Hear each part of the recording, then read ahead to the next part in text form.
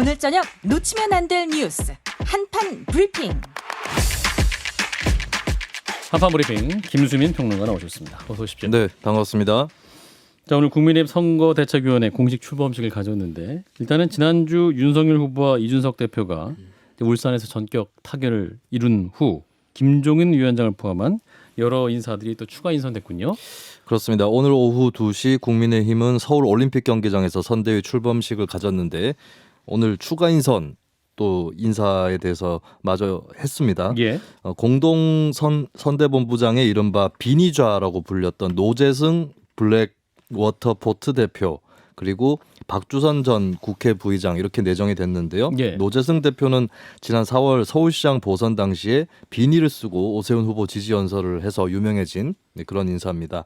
그리고 한편으로 피부과 전문의인 함익병 원장 같은 경우는 독재가 왜 잘못된 건가, 여자는 4분의 3만 권리를 행사해야 된다라는 과거 발언으로 논란을 겪다가 내정이 취소가 됐고요. 예. 그리고 총괄 상황 본부장에는 임태희 전 대통령 비서실장이 인선이 됐습니다. 그리고 상임 공보 특보 단장에는 김경진 전 의원이 인선이 됐습니다. 예. 김종인 국민의힘 총괄 선거대책위원장 전격적으로 합류를 하면서 오늘 아침 CBS에 출연을 했는데요. 김현정의 뉴스쇼. 그렇습니다. 예. 1호 공약으로 경제 양극화 해소를 일단 꼽았습니다. 오늘 출범을 맞이해서 이준석 대표는 메머드에서 업그레이드된 면도 잘된 코끼리 선대위라고 표현을 하면서 예. 이제 민주당 찢으러 간다라고 이야기를 했고요. 그리고 윤석열 후보는 오늘 출범식에서 지겹도록 위기온 위선 정권을 반드시 교체해야 한다라고 말을 했는데 현장 영상을 직접 보시겠습니다. 대한민국의 혁신을 위해서는 그 소명을 받드는 우리 당부터 혁신해야 합니다. 당의 혁신으로 더 넓은 지지 기반을 확보해야 국가 혁신을 이끌 수 있습니다. 대한민국을 확 바꾸겠습니다. 저와 함께 우리 당과 대한민국을 확 바꿉시다. 네, 오늘 오후 2시 올림픽 체조 경기장에서 있었던 국민의힘 선대위 공식 출범식입니다. 자, 일단은 이 자리에 상임 공보 특보 단장으로 임명되신 민망합니다. 김정신 의원님, 네. 일단 축하드려야 되는 거죠? 예, 축하받아야 될 일인 것임은 분명합니다. 알겠습니다. 네. 예, 오늘 근데 오늘 선대위 현장에 못 가셨어요? 못 갔습니다. 왜 못 가셨습니까? 저게 출입 인원이 499명으로 한정이 돼 있었는데요. 예, 예. 기자 50명, 현장 진행 인원 50명을 제외하면 이제 당 관계자가 399명이었는데 예. 저는 아마 399명 안에는 못 들어가는. 399명 안에 못. 겸손한 말씀이신 것 같고, 예, 이제 방송 스케줄 바쁘셔서 못 가신 것 같습니다. 일단은 그 지난 주말에 윤석열 후보와 이준석 대표의 그 울산 회동 전격적으로 이루어진 후에 저녁 9시경에 또 이제 김종인 전 비대위원장 합류 소식이 들렸죠. 네, 그렇습니다. 이 과정 어떻게 보셨는지. 그러니까 이게 그 봄에 이제 2월 말이나 3월 달에 폭설이 내리는 수가 있거든요. 예. 도로가 마비되고 눈이 뭐 40cm, 50cm 통행이 불가능한데 오늘 보면은 그냥 한순간에 모든 게 그냥 다 녹아 있어가지고 길거리가 그냥 깨끗하게 바뀌어 있는 상황인데 지금 상황이 딱 주말을 거치면서 그렇게 바뀌어 버리는 것 같아요. 다 녹았습니까? 예, 이준석 대표 문제도 이게 사실은 해결이 정말 어렵지 않나. 이거 그러면 플랜 B를 어떻게 생각해야 되나 이제 그 고민하고 있었던 차에 그냥 한순간에 해결이 됐지. 김종인 위원장님은 저러시다가 결국 합류 못 하시는 거 아니야 그 고민하고 있었는데 예. 그냥 한순간에 다 해결이 됐지. 이래서 야, 세상 일이 이렇게도 풀리는구나라는 걸 옆에서 지켜보면서 실감했습니다. 예. 자, 김성현 소장님, 다 녹은 거 맞습니까? 얼음이? 눈과 얼음? 뭐 지금 상태에서는 굉장히 잘 된 거죠. 아, 그런가요? 전반적으로는 윤석열 후보의 그 한국말로 뭐라고 해야 될지 모르겠고 말 그대로 이거 퓨어한 건데요. 예. 퓨어한 권력 의지. 예, 아주 순수하다라고 표현할 수는 없고요. 예. 여튼 순정의 권력 의지를 볼 수 있었습니다. 아하. 그러니까 저는 여기서 예를 들면 전 이제 한지붕 세 가족이라고 생각을 해요. 예. 지금 현재 국민의힘 상황은 윤석열 그러니까 지붕 한 지붕이잖아요. 지붕은 반문입니다. 반문이라는 지붕 밑에 지금 세 가족이 같이 사는 건데 예. TK, PK를 중심으로 해서 윤석열 후보를 대권의 이 경선 후보에서 승리한 데까지 만들어졌던 기존의 이제 소위 말하는 다선 의원 그룹들 네. 그리고 2030과 정치 혁신에 대해서 크레딧을 갖고 있는 이준석 당대표 예.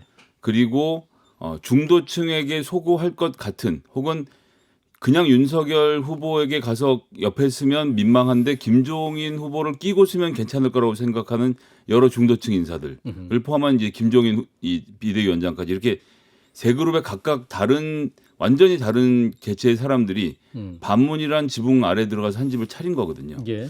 요게 이제 앞으로 어떻게 돌아가게 될지가 관전 포인트인데 여하튼 이 지붕 아래 내가 다 묶어드리겠습니다라고 말한 윤석열 후보의 주장과 설득이 통했다는 점에서는 윤석열 후보의 정치력을 인정해 줘야 된다고 생각합니다. 예. 그러니까 예. 바로 그 대목인 것 같아요. 예. 김성현 소장님이 이제 인정해주신 윤석열 후보의 정치력. 그러니까 이분이 밖에서 이제 폄하하는 발언으로는 검사 출신이 뭐 하겠어? 정치 몇 개월이나 했다고 정치력이 뭐가 있겠어? 또는 뭐 상황으로 모시는 거 아니겠어? 하지만 실은 보면 이 만만치 않은 시간을 후보 선출 이후에 한 달 나머지를 정말로 노력을 해서 화합을 시키고 결국은 이 결과를 만들어내지 않습니까? 예. 그러니까 이런 과정이 윤석열의 리더십이고 그런 부분들이 아마 국민들에 의해서 높게 평가받지 않을까 싶습니다. 그런데 이제 문제가 없는 것은 아닙니다. 뭐냐면 권력에 대한 권력욕이 아주 퓨어하기 때문에 예, 그래서 어떤 대한민국인지에 대해서는 윤석열 후보가 관심이 없는 것 같아요. 지금까지 한 5개월 가까이 되는 동안 모르는 걸 봐서는 이제 없는 상태가 아닌가라고 생각이 되세요. 예, 잠깐만요. 이제 임태희 본부장 기다리셔가지고요.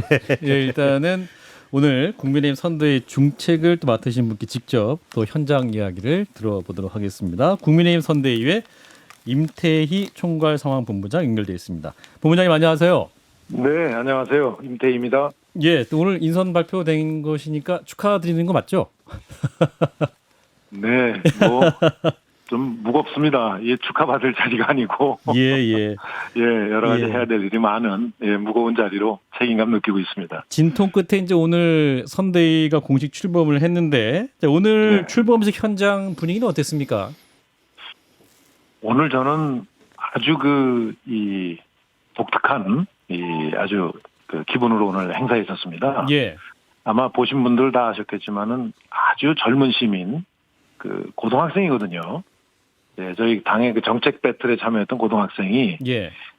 이 불협화음을 넘어서서 이 작품을 만드는 그러한 메시지를 오늘 얘기를 했습니다. 저는 한마디로 그동안에 우리 당에 여러 가지로 보여졌던 불협화음을 오늘 다 말끔히 씻어내고 정말 정권 교체로 국정 바로잡자. 그래서 대한민국 정말 바꾸자 하는 그 결의가 충만한 그런 대회로 느꼈습니다. 예, 김종인 전 위원장은 끝까지 선대위에 합류를 안 할 수도 있다 이런 생각도 있었다는 말을 했었는데 극적으로 이제 네. 지난 주말 금요일에 마음을 돌리게 됐죠. 결정적 이유는 뭐였을까요? 저는 그 과정을 누구보다 잘 압니다. 예. 예, 왜냐하면 저는 김종인 위원장을 이렇게 만나면서 계속 후보에 대한 걱정을 하고 향후 선거가 전개될 상황에 대한 걱정을 계속했거든요. 예. 예, 그거는 왜냐하면 그만큼 책임감이 있기 때문에 그런 거죠. 예, 그렇기 때문에 선대위에 그런 자기의 책임을 제대로 수행할 수 있는 그걸 책임을 이행을 할 수 있는 그런 체제가 된다면 언제든지 합류할 걸로 생각을 했습니다. 예. 예, 그래서 저도 모시고 들어가야 되겠다 해서 저도 있었습니다. 예. 그래서 언론에는 김재원 최고위원의 와인 그리고 윤석열 후보의 전화, 김종인 위원장의 사모님의 역할이 있었다, 아내의 역할이 있었다 이런 세 가지 포인트라는데 우리 본부장님도 마지막까지 설득 작업을 하셨던 거죠? 예, 그렇습니다. 결국은 이제 목표가 같기 때문에 이제 가는 과정이나 이런 수단에서 약간 차이지 않았겠습니까? 예. 예, 그래서 그런 부분에 대해서 이제 어느 정도 상호의 의견을 충분히 의중을 파악한 상태에서 이제 결단을 했다고 봅니다. 예, 김성현 소장과 또 김병진 전 의원도 계신데요, 김 소장님. 예, 그래서 지금 어쨌거나 저희가 옆에서 보기에는 윤석열 후보하고 김종인 비대위원 선대위원장이 되셨죠. 사이에는 그 굉장히 갈등이 있었던 걸로 봤거든요. 뭐 그 양반 이야기도 나오고 이제 서로 굉장히 날선 말들이 오고 갔는데 그 소통 문제가 어떻게 해결되는지 이게 굉장히 좀 궁금합니다. 개인적으로는. 그 제가 과거에 이명박 대통령 계실 때 예. 박근혜 대통령 그 당시에 당대표시죠.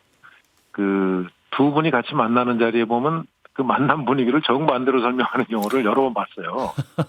예, 그래서 이 굉장히 윤 후보하고 예. 우리 저 김정인 위원장 그 두 분은 굉장히 좀 어법이 좀 다릅니다.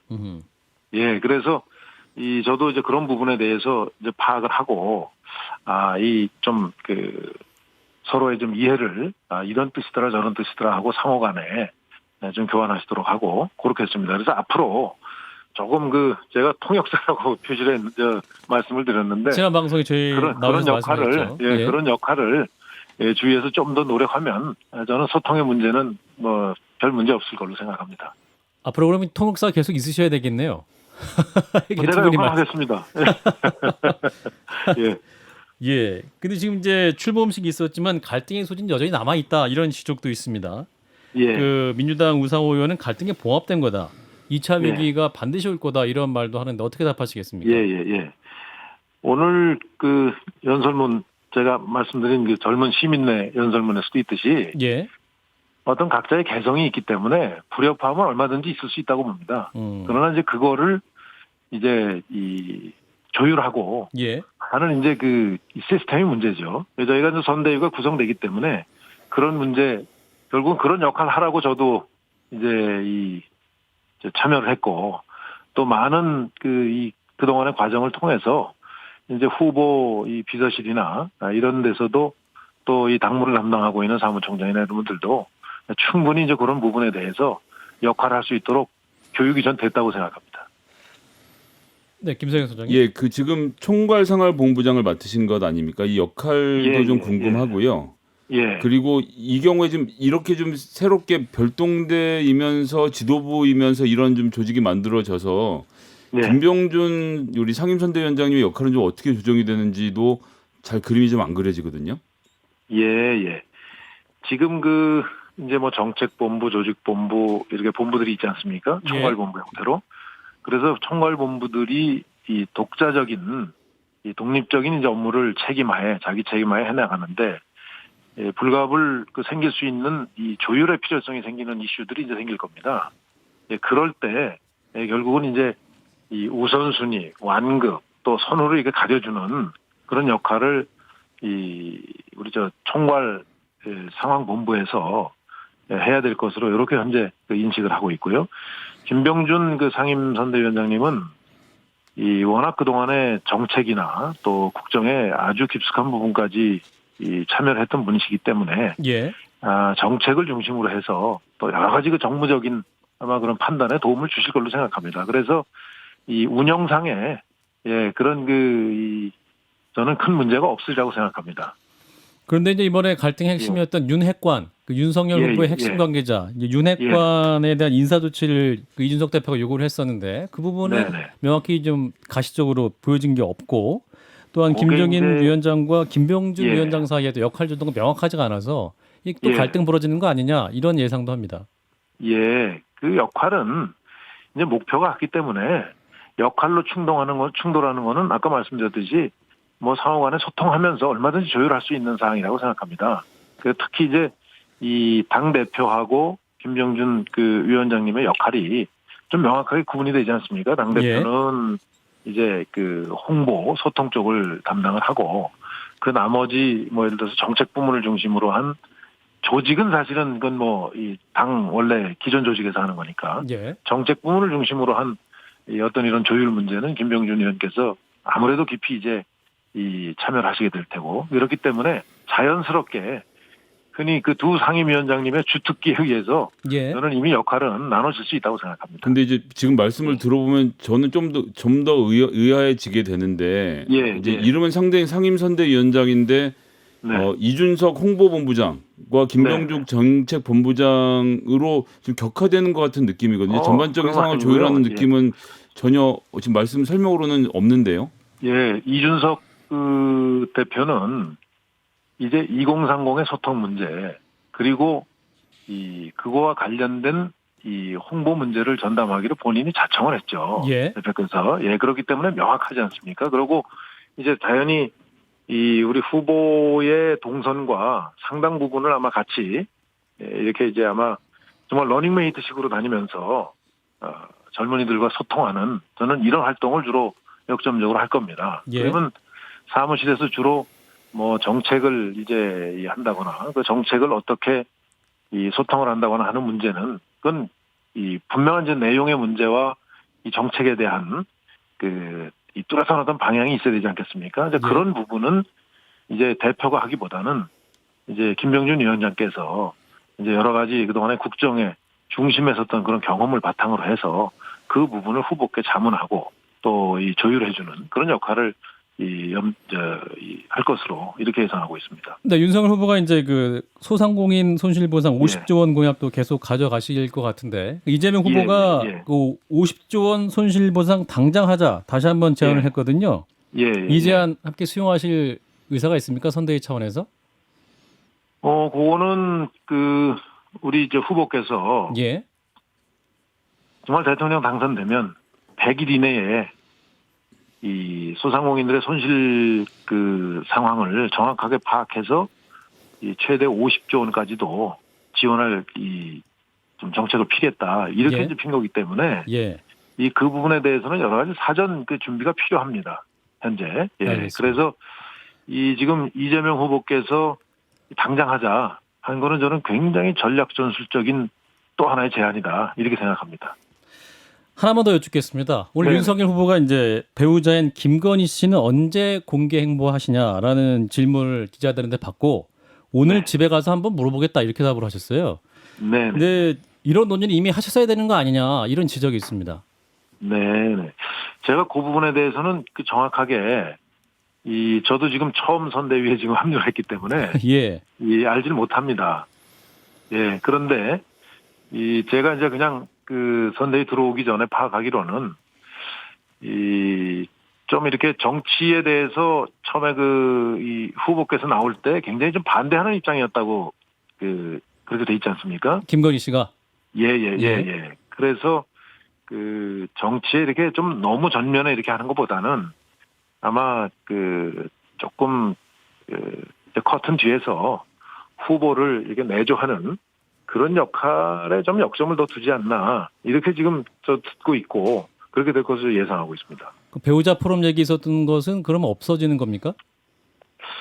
배우자 포럼에 대해서 그렇게 그게 아마 좀 과거에 이제 국회의원 이제 배우자들께서 그렇게 해가지고 그 포럼에 이제 후보 부인께서 나오시면 어떠냐 뭐 이렇게 해가지고 그 얘기가 나왔던 것 같은데.